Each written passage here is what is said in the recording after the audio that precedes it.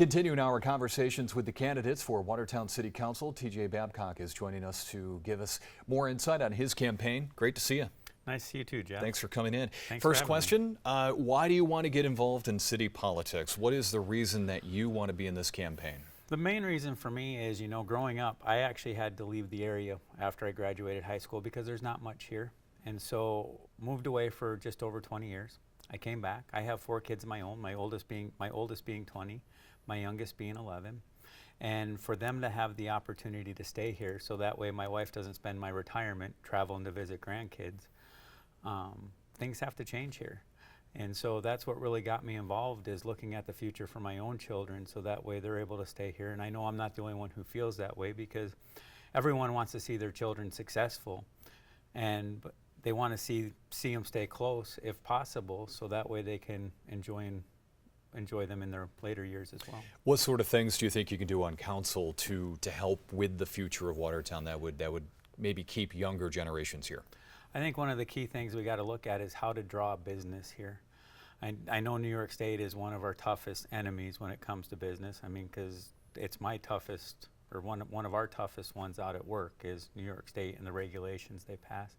But there are some things that we can do to draw more people into the area and possibly more business. But it's taking a hard look, and there is some money we would have to spend. I mean, it's not going to be free. But I do think there is some things we can do to advertise, and then also maybe if we do some things like municipal internet and bring in a true high-speed internet that we can support. We might even be able to bring in some small tech companies here, which usually bring high-paying jobs with them as well. What do you think one thing that the city is doing, and it's doing well? I do think the city does try and look to the future well. I think that they do try and make plans well, just sometimes enacting those plans or moving forward. I think there's a lot of things that they are doing well. You look at what they're doing with the water lines. They are going through and progressively replacing them. I know it's not as fast as what people would like, but they are doing that. I know it's not as fast as I'd like, because my street's water lines are supposed to be replaced as well, but they're not done yet. But they are going through and tackling those and doing them year by year and getting them done. I think those type of plans and getting it done are important. I do think they need to get back on track on the sidewalk replacement. And I think there's some things we can do there to maybe lessen the cost. What do you hear from people as you go door to door, you campaign, you talk to residents and figure out what their concerns are? What are you hearing as a complaint more often than not? I hear about sidewalks a lot. I don't care which side of town you live on. Sidewalks are pretty much bad everywhere. I hear about the golf course. I hear about pools. Things that are in the past now that we just have to figure out how to make successful.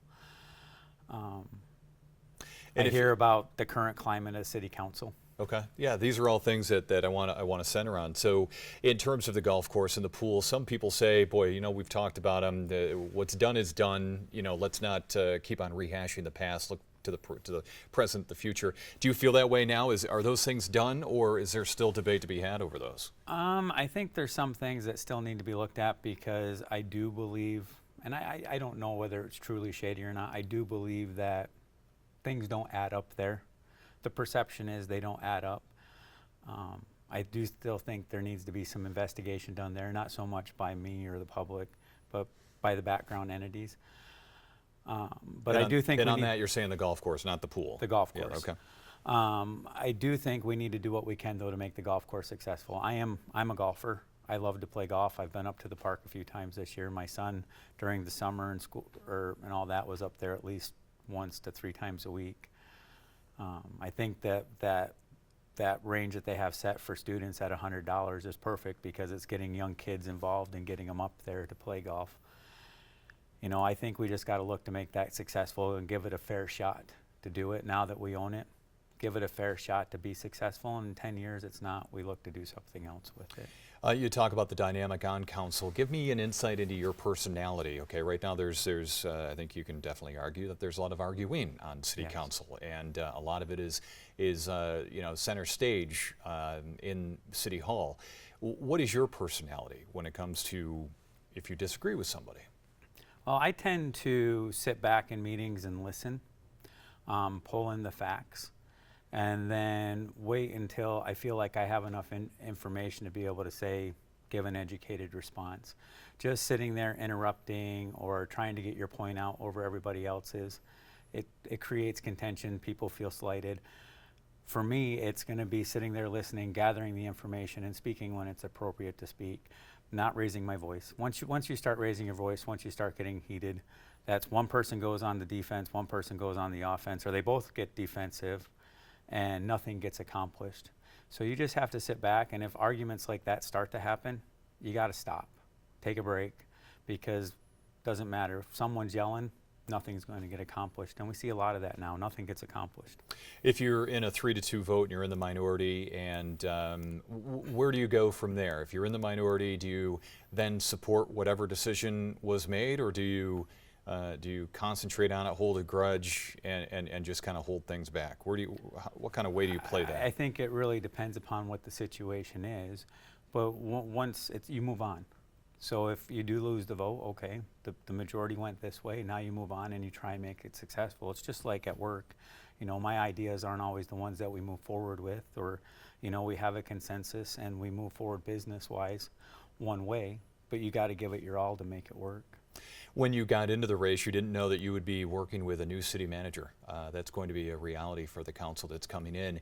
How do you view that as could be a pretty big challenge for the next set of leaders on city council? I think it will be, because you look at the climate and someone who you're going to go out and try to recruit this person and bring them in. I mean, maybe there is somebody in our current city government that can fulfill the role. I don't know. I mean, there very well could be.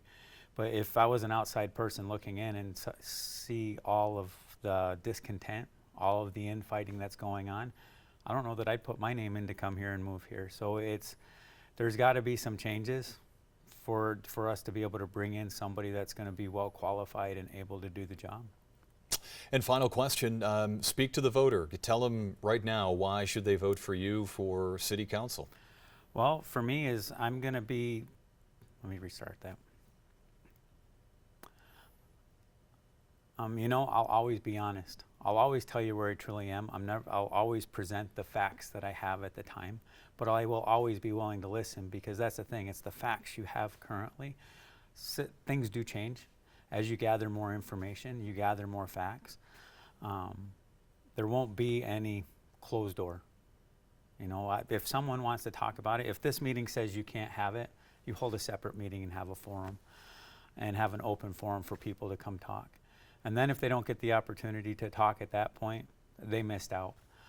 I think that transparency is a big thing there. I think some closed door stuff did happen.